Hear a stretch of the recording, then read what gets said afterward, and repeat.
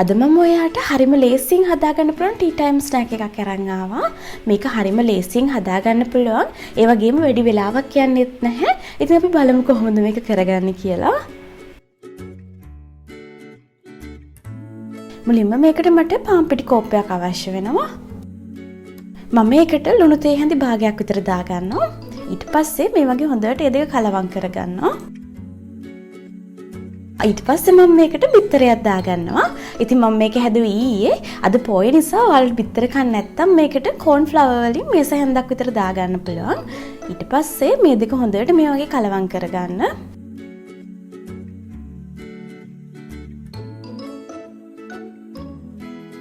පස්සේ මේකට මේ වගේ වතුර ටික ටික දාගන්න. දාලා ඉවර වෙලා බැටර් එකක් හදාගන්න තියෙන්නේ. හොඳට පිටි ටික කලවම් කරගන්න නැත්නම් මේක ගොඩක් කැටි ගහේවි. ඇත්තටම මේ පිටි මිශ්‍රණයට වඩා වතුර කෝප් එකමාරක් විතර දාගන්න පුළුවන්. ගොඩාක් උකු මිශ්‍රණයක් නෙවෙයි අපි හදාගන්නේ. ටිකක් දියාරු එකක්. මේ වගේ හොඳට කලවම් කරලා බැටර් එක හදාගන්න.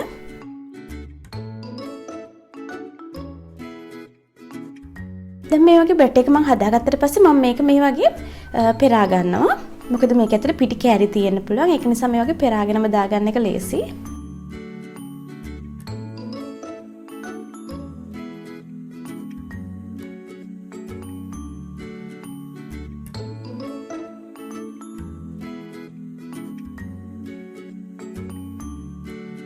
දැන් මේ තින් අපි හදාගත්ත බැටර් එක දැන් අපි මේකෙන් මේ වගේ ෂීට්ස් හදාගමු මුලින්ම.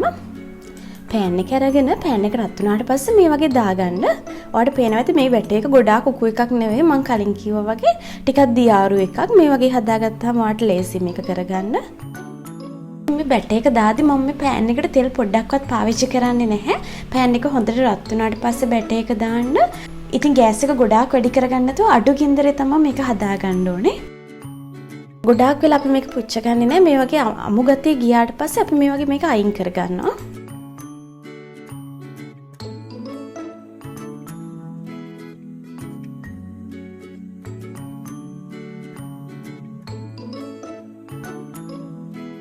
දැන් මම ෂීට්ස් ටික හදාගෙන ඉවරයි. ඊළඟට තියෙන්නේ ලුණු ගිලින් අපි ෆිලින් එක හදාගන්න.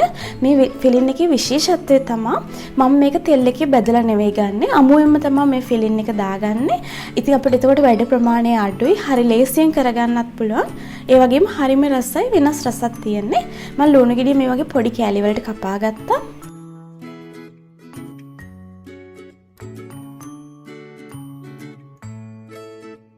පස්සේ මේකට කෑලි මිරිස් වලින් තේ හැඳි දෙකක් දානවා හොඳට පුරවලා. ලුණු තේ හැඳි කාලක් විතර දාන්නේ. ගොඩාක් ලුණු දාගන්න එපා. අපි අර බැටර් එකටත් දාපු නිසා. දැන් මේ දෙක හොඳට කලවම් කරගන්න. උයන්න අලුත් කෙනෙක් නම් මේ වගේ අතින් අනද්දී ඔයාගේ අත දාන්න පුළුවන්. ඒක නිසා ඒක ගැන අවධානය යොමු කරලා පරිස්සමෙන් කරගන්න. මේක හැන්දකින් කරගන්නත් පුළුවන් ඔයාට. ඔන්න අපේ ෆිලින් එකත් හදාගෙන ඉවරයි. ඉතින් ඔයාලට තේරෙනවා ඇති කොච්චර ලේසිද මේක කියලා. දැන් මේ වගේ අපේ ෂීට් එක උඩින් ෆිලින් එක තියාගන්න තියෙන්නේ. ටිකක් වැඩිපුර තියාගන්න. එතකොට තමයි මේක ගොඩක් ලස් අපි වෙන මොකුත් පාවිච්චි කරන්නේ නැති නිසා. මේ වෙලාවේ ඔයාගේ ගෙදර චීස් තියෙනවා නම් ඔයාලට චීස් ටිකකුත් මේකට ග්‍රේට් කරලා දාගන්න පුළුවන්. විශේෂයෙන්ම මොසරෙල්ලා චීස් ටිකක් වගේ මේකට දැම්මොත් තව රසයි මේක. මේ වගේ නවා ගන්න. ඔයාලට වෙන කැමති හැඩයකට නවා ගන්න පුළුවන් මේක. මේ විදිහට නවා ගත්තොත් අපිට ලේසි.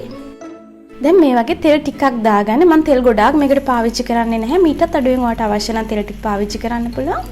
රත් වුණාට පස්සේ මේ වගේ දාගෙන හොඳට බැද ගන්න තියෙන්නේ දෙපැත්තම දුඹුරු පාට වෙනකන්. මේක හොඳ ක්‍රිස්පි ගතියට එනවා. ඒක නිසා හොඳට බැදගත්තොත් එහෙම හොඳ ක්‍රිස්පි ගතියට ඔයාලට මේක හදා ගන්න පුළුවන්. තෙල් ගොඩක් ගන්න අකමැතියි. මීටත් වඩා තෙල් අඩුවෙන් දාලා හදා ගන්නත් පුළුවන්. ඉතින් ඇත්තටම මේක අපි අමුයෙන් ෆිලින් එක දැම්මට අපි අර බැදගත්තී මේක ඇතුලේ තියෙන ලුණු ටික තැම්බිලා හරිම රසක් එනවා. උණුවෙන්ම කන්න හරිම රසයි. මම අද කිරි කෝප් එකක් බොන ගමන් තමයි මේක කන්නේ. ඇත්තටම හරිම රසයි. ඔයාලා try කරලා බලන්න. ඔයාලා මේ රෙසිපි එකට කැමති නම් අනිවාර්යෙන් like එකක් දාන්න, comment එකක් දාන්න. ඒ වගේම මාව subscribe කරේ නැත්නම් subscribe කරන්නත් අමතක කරන්න එපා. මේ වගේ ලේසි රෙසිපි එකක් අරගෙන ඔයාලව හම්බෙන්න මම ආයෙත් එන්නම්. ඔයාලට සුබ